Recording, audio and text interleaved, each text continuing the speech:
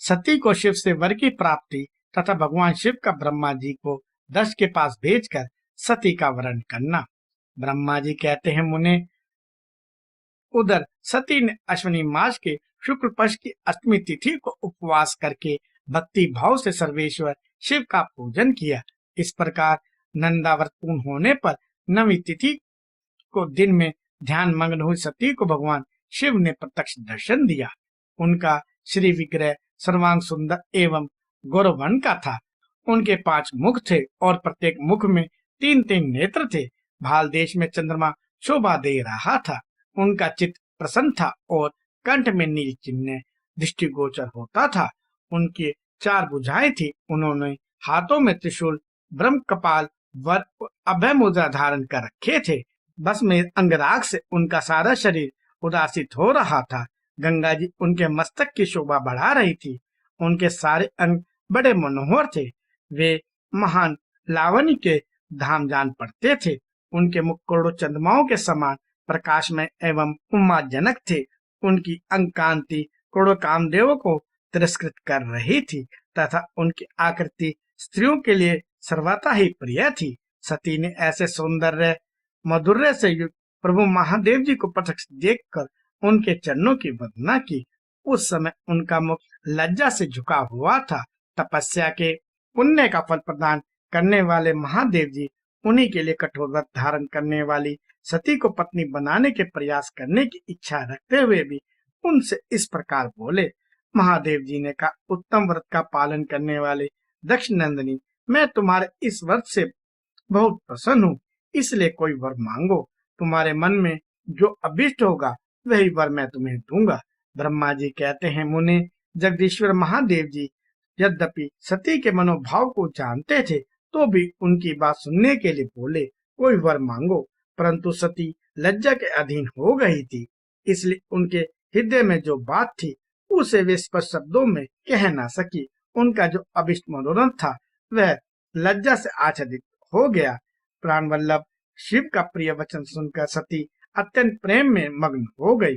इस बात को जानकर भक्त वत्सल भगवान शंकर बड़े प्रसन्न हुए और शीघ्रता पूर्वक बारंबार कहने लगे, वर मांगो, वर मांगो।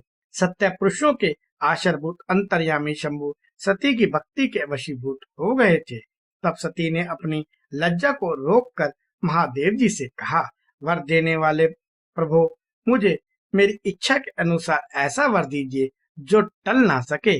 भक्त वत्सल भगवान शंकर ने देखा सती अपनी बात पूरी नहीं कह पा रही है, तब वे स्वयं उनसे बोले, देवी, तुम मेरी भार्या हो जाओ। अपने अभिष्ट फल को प्रकट करने वाले उनके इस वचन को सुनकर आनंदमग्न हुई सती चुपचाप खड़ी रह गई, क्योंकि वे मनोवांछित वर पा चुकी थी।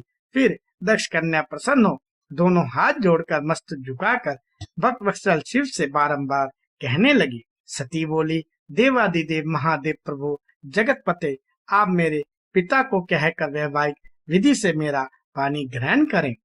नारद सती की यह बात सुनकर भक्त वत्सल महेश्वर ने प्रेम से उनकी ओर देखकर कहा, प्रिय, ऐसा ही होगा।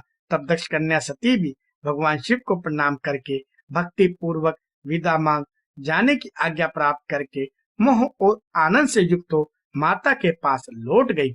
इधर भगवान शिव भी दक्ष कन्या सती के वियोग से कुछ कष्ट का अनुभव करते हुए उन्हीं का चिंतन करने लगे। देवर्षि फिर मन को एकाग्र करके लौकिक गति का आश्रय ले भगवान शंकर ने मन ही मन मेरा स्मरण किया।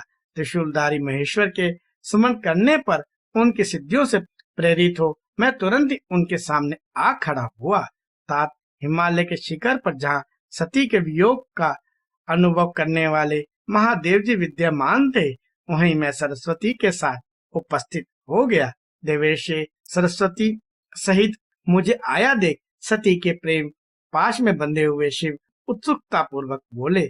शंभु ने कहा, ब्राह्मण, मैं जब से विवाह के कार्य में स्वार्थ बुद्धि कर बैठा हूँ, तब से अब मुझे इस स्वार्थ में ही स्वतः प्रतीत होता है। दक्ष कन्या सती ने बड़ी भक्ति से मेरी आराधना की है।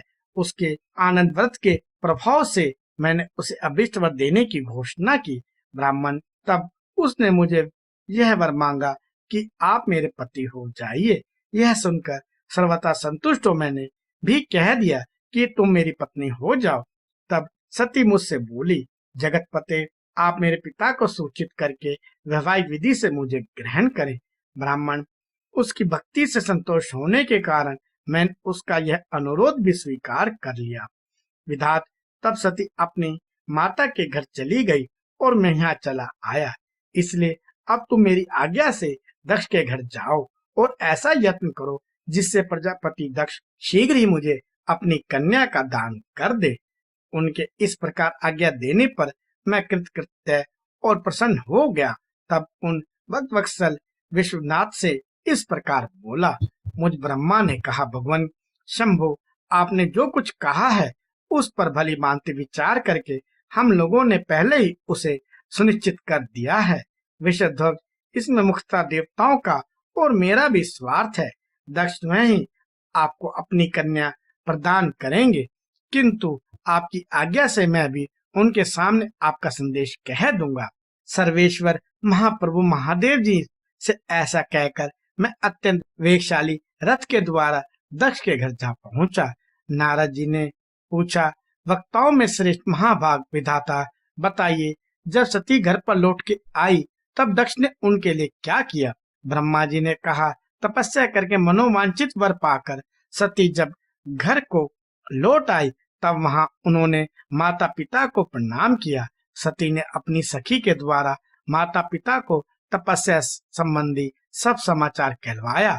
सखी ने यह भी सूचित किया कि सती को महेश्वर से वर की प्राप्ति हुई है। वे सती की भक्ति से बहुत संतुष्ट हुए हैं। सती के मुंह से सारा वृत्तांत सुनकर माता पिता को बड़ा आनंद प्राप्त हुआ और उन्होंने महान उत्सव किया। उदार चेता दक्ष और महान तपस्विनी विदनी ने ब्राह्मणों को उनकी इच्छा के अनुसार दिव्य दिया तथा अन्य ने अंधों और दीनों को भी धन बांटा।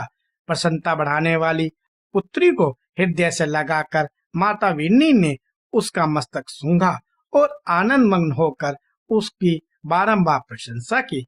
तदंतर कुछ काल व्यतीत होने पर धर्मज्ञों में श्रेष्ठ जग इस चिंता में पड़े कि मैं अपनी इस पुत्री का विवाह भगवान शंकर के साथ किस तरह करूं। महादेव जी प्रसन्न होकर आए थे, पर वे तो चले गए। अब मेरी पुत्री के लिए वे कैसे यहाँ आएंगे? यदि किसी को शीघ्र ही भगवान शिव के निकट भेजा जाए तो यह भी उचित नहीं जान पड़ता, क्योंकि यदि वे इस तरह अनुरोध करने पर भी मेरी पुत्री को ग्रहण ना करे तो मेरी याचना निष्फल हो जाएगी। इस प्रकार की चिंता में पड़े हुए प्रजापति दक्ष के सामने मैं सरस्वती के साथ सहसा उपस्थित हुआ। मुझ पिता को आया देख दक्ष प्रणाम करके विनीत भाव से खड़े हो गए। उन्होंने मुझ स्वयं भू को यथा योग्य आसन दिया। तदंतर दक्ष ने जब मेरे आने का कारण पूछा तब मैंने सब बातें बताकर उनसे कहा, प्रजापति, भगवान शंकर ने तुम्हारी पुत्री को प्राप्त करने के लिए निश्चय ही मुझे तुम्हारे पास भेजा है। इस विषय में जो श्रेष्ठ कृत्य हो उसका निश्चय करो। जैसे सती ने नाना प्रकार के भावों से तथा सात्विक व्रत के द्वारा भगवान शिव की आराधना की है, उसी तरह वे भी सती की आराधना करते हैं। इसलिए दक्ष, भगवान शिव के लिए ही संकल्पित एवं प्रकट हुई अपनी इस पुत्री को तुम अविलंब उनकी सेवा में सौंप दो। इससे तुम कृतकृत्य हो जाओगे। मैं नारद के साथ जाकर उन्हें तुम्हारा घर ले आऊंगा, फिर तुम उन्हीं के लिए उत्पन्न हुई अपनी यह पुत्री उनके हाथ में दे दो। ब्रह्मा जी कहते हैं, नारद, मेरी यह बात सुनकर मेरे पुत्र दक्ष को बड़ा हर्ष हुआ। वे अत्यंत प्रसन्न होकर बोले, पिताजी, ऐसा ही होगा। मुने, तब मैं अत्यंत हर्षित हो वहां से उस स्थान को लौटा जहां लोक कल्याण में तत्पर रहने वाले भगवान शिव बड़ी उत्सुकता से मेरी प्रतीक्षा कर रहे थे। नारद, मेरे लौट आने पर स्त्री और पुत्री सहित प्रजापति दक्ष भी पूर्ण काम हो गए। वे इतने संतुष्ट हुए मानो अमृत पी के आगा गए हों।